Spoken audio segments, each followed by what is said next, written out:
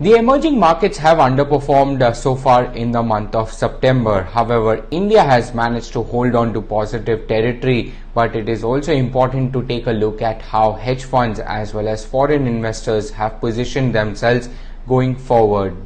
First, let me just highlight that the MSCI Emerging Market Index is down more than 2% for the month itself, while the MSCI World Index has declined a little over 1%. So, clear underperformance from the emerging market basket. But within the emerging market space, if you have a look at the global equities, it's the Nikkei 225 that has managed to outperform significantly, more than 8.5% return for that. And for the Nifty as well as the Shanghai Composite, it has been positive 2.5% return. While the other indices, which is the Nasdaq, the CAC index, along with KOSPI, S&P 500, all of them have managed to decline about 1 to 2% in trade. The other notable developed market indices, the likes of DAX index, the FTSE 100 and the Dow Jones as well, those have declined more than 2% in trade as well in the month of September, with the Hang Seng being the worst performing index, and today itself that has declined more than 3% in trade and extended its monthly loss to nearly 7%. Now, if you have a look at how the FIs or the hedge funds have positioned themselves, that is very interesting to note, because ever since Friday we are seeing some bit of red on the screen as far as global equities are concerned. Let me just highlight that the hedge fund managers have turned bearish on their emerging markets front for the first time in over a year. Now, this is calculated based on the data received by the CFTC, as the hedge funds have turned bearish or created short positions which are the highest in over a year now.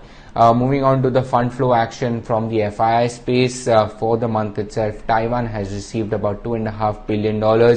India has received a little over $1 billion. South Korea has received about 700 million, and Thailand has also received about 300 odd million dollars, while Vietnam is the only Asian country to have seen outflow to the tune of little over 250 million for the month itself. But important to wrap up or focus on Indian equities. The Nifty last week managed to rally for a fourth straight week and post the longest weekly winning run that we've had in 3 months, despite the fact that Friday was quite volatile, and the Nifty Bank also managed to advance 3 out of 4 weeks to post its highest weekly close ever. Remember that last week itself we had the Nifty Bank touching record high levels after a slump of about 6 odd months.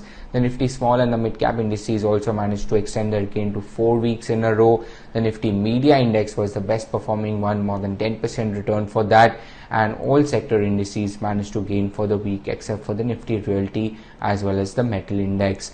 Lastly, talking about the Nifty PSU Bank Index, that posted the best week since 27th of June, up more than 5%. The Nifty PSE Index extended its run to 4 weeks in a row, and you had the Nifty Bank which snapped its 2-week underperformance over the Nifty. But overall, suffice to say, keep a watch on the emerging market space, because hedge funds have turned bearish for the first time in over a year now.